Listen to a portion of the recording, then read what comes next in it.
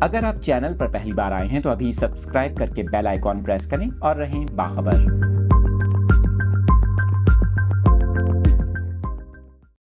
تفصیلات شیئر کر رہے ہیں اپنے ناظرین کے ساتھ۔ اس اہم خبر سے متعلق آپ کو بتائیں، پاکستان میں رمضان المبارک کا آغاز کب ہوگا؟ اس حوالے سے رویت ہلال ریسرچ کونسل کے سیکرٹری جنرل خالد اعجاز مفتی کا یہ کہنا ہے کہ 22 مارچ کی شام ہلال کی رویت کا امکان انتہائی کم ہے۔